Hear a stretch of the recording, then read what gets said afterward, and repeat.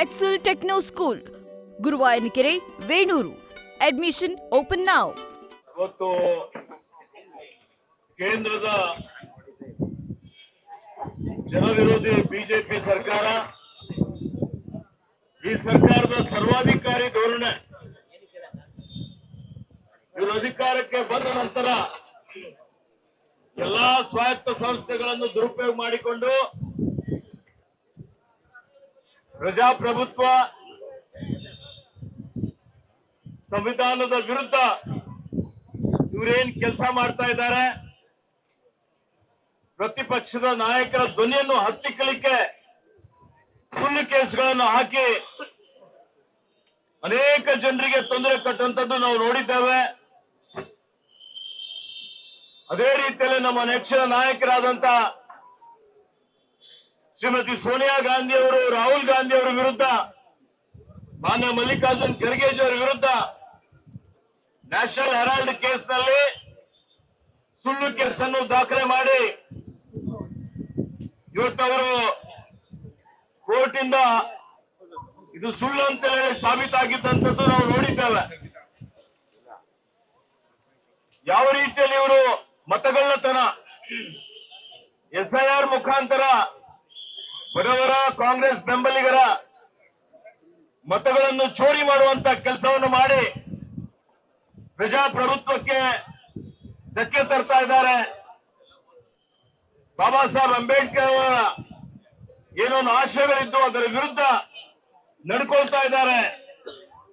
ಅದರ ಜೊತೆಯಲ್ಲಿ ಇವತ್ತೇನು ನಮ್ಮ ರಾಷ್ಟ್ರಪಿತ ಮಹಾತ್ಮ ಗಾಂಧೀಜಿಯವರು ಅವರ ಹೆಸರಿನಲ್ಲಿ UPA ಸರ್ಕಾರ ಸಮಾಜದಲ್ಲಿರುವಂತಹ ಕಟ್ಟ ಕಡೆ ವ್ಯಕ್ತಿಗೂ ಕನಿಷ್ಠ 100 ದಿವಸ ಉದ್ಯೋಗ ಸಿಗಬೇಕು ಅಂತ ಹೇಳಿ ಮನ್ರೇಗಾಯನ್ನು ಜಾರಿಗೆ ತಂದಿದ್ದಂಥದ್ದು.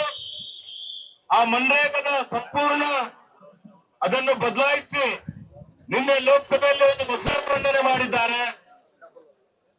ಅದರ ಮುಖಾಂತರ ಮಹಾತ್ಮ ಗಾಂಧೀಜಿಯವರ ಹೆಸರನ್ನು ಅಳಿಸಾಕ್ಲಿಕ್ಕೆ, ಯಾವ ಮಹಾತ್ಮ ಗಾಂಧೀಜಿಯವರಿಗೆ ಅವರ ಹೆಸರನ್ನು ಮತ ಪಡೀಲಿಕ್ಕೆ ದುರುಪಯೋಗ ಮಾಡ್ಕೊಳ್ತಾರೆ, ಅದೇ ಮಹಾತ್ಮ ಗಾಂಧೀಜಿಯವರ ಹೆಸರನ್ನು ಸಂಪೂರ್ಣವಾಗಿ ಅಳಿಸಾಕ್ಲಿಕ್ಕೆ ಇವತ್ತೇನು ಹೊರಟಿದ್ದಾರೆ.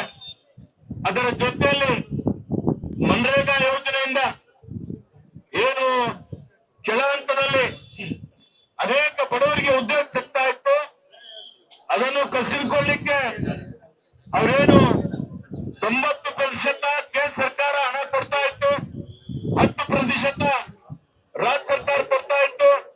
ಅದನ್ನು ಬದಲಾಯಿಸಿ ಈಗ 40% ರಾಜ್ಯ ಸರ್ಕಾರ ಹಣ ಕೊಡಬೇಕು ಅಂತ ಹೇಳಿ ರಾಜ್ಯದ ಮೇಲೆ ಹೊರೆ ಹಾಕಿ ರಾಜ್ಯದ ಎಲ್ಲಾ ಸಂಪತ್ತನ್ನು ಕೊಳ್ಳೆ ಹೊಡೆದು ಇವತ್ತು GST ಮುಖಾಂತರ, ಇತರ ತೆರಿಗೆಗಳ ಮುಖಾಂತರ ಲಕ್ಷಾಂತರ ಕೋಟಿ ರೂಪಾಯಿ ಕೇಂದ್ರ ಸರ್ಕಾರ ಇವತ್ತು ಪಡೆದು ಇವತ್ತೇನು ರಾಜ್ಯಗಳಿಗೆ ಒಂದು ರೀತಿಯಲ್ಲಿ ದುರ್ಬಲ ಮಾಡಿ ಅವರು ಹೋಗಿ ದಿವಾಳಿ ಹೇಳಬೇಕು ರಾಜ್ಯ ಸರ್ಕಾರಗಳು.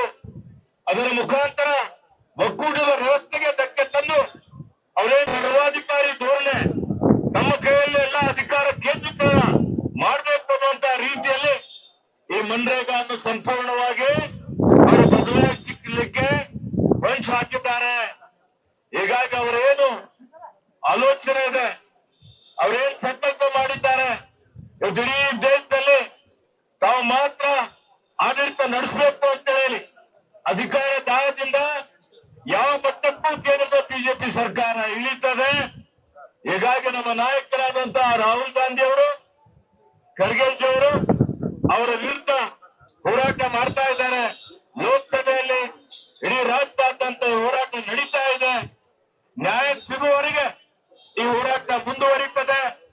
ಅವರೇನು ಇವತ್ತು ಇಡಿ, CBI, ಚುನಾವಣಾ ಆಯೋಗ ಅಷ್ಟೇ ಅಲ್ಲ, ನ್ಯಾಯಾಂಗದಲ್ಲಿ ಸಹಿತ ಹಸ್ತಕ್ಷೇಪ ಮಾಡಲಿಕ್ಕೆ ಅವರು ಹೊರಟಿದ್ದಾರೆ.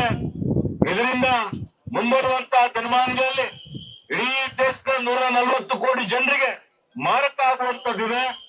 ಇದರ ವಿರುದ್ಧ ಜನಜಾಗೃತಿ ಮೂಡಿಸಿ ಹಳ್ಳಿಯಿಂದ ದಿಲ್ಲಿವರೆಗೆ ಹೋರಾಟ ಮಾಡಬೇಕಾಗಿದೆ.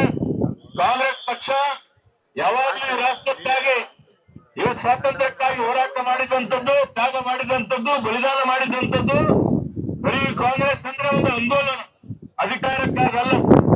ಅಧಿಕಾರ ಇರುತ್ತೆ ಹೋಗುತ್ತೆ, ಆದರೆ ಜನಪರ ಕೆಲಸ ಕಾರ್ಯಗಳು ಮಾಡ್ಲಿಕ್ಕೆ ಸದಾ ನಮ್ಮ ಹೋರಾಟ ಹಿಂಗೆ ಮುಂದುವರಿತದೆ. ಆ ನಿಟ್ಟಿನಲ್ಲಿ ಶ್ರೀಮತಿ ಸೋನಿಯಾ ಗಾಂಧಿ, ರಾಹುಲ್ ಗಾಂಧಿ ಅವರ ಖರ್ಗೆಜಿಯವರ ಕೈ ಬಲಪಡಿಸುವಂತದ್ದು, ಮತ್ತೆ ಇವತ್ತು ನಾವೆಲ್ಲರೂ ಸೇರಿ ಈ ಒಂದು ಜನ ವಿರೋಧಿ, ಪ್ರಜಾಪ್ರಭುತ್ವ ವಿರೋಧಿ ಏನು ಕೇಂದ್ರದ ಬಿಜೆಪಿ ಸರ್ಕಾರ ಇದೆ ಅದಕ್ಕೆ ಬುಡಸಮೇತಕ್ಕೆ ತಾಕುವ ತನಕ ಈ ಹೋರಾಟ ಮುಂದುವರಿಸಿಕೊಂಡು ಹೋಗಬೇಕಾಗಿದೆ. ಆ ನಿಟ್ಟಿನಲ್ಲಿ ಇವತ್ತು ಸಾಂಕೇತಿಕವಾಗಿ ಈ ಒಂದು ಏನು ಪ್ರತಿಭಟನೆ ನಡೀತಾ ಇದೆ, ಈ ಪ್ರತಿಭಟನೆ ನಂತರವೂ ಇವತ್ತು ಪ್ರತಿ ಹಳ್ಳಿಗಳಲ್ಲಿ, ತಾಲೂಕಲ್ಲಿ, ಜಿಲ್ಲೆಯಲ್ಲಿ ಈ ಹೋರಾಟ ನಡೀತದೆ. ಅದಕ್ಕೆ ನಮ್ಮೆಲ್ಲರ ಸಂಪೂರ್ಣ ಬೆಂಬಲ ಇದೆ ಅನ್ನುವಂತ ಮಾತನ್ನು ಹೇಳಿಕೆ ಬಯಸ್ತಾ ಇದ್ದೀನಿ. ನ್ಯೂಸ್ ಫಸ್ಟ್ ನಿರ್ಭೀತಿಯಿಂದ ನಿಮ್ಮ ಪರವಾಗಿ.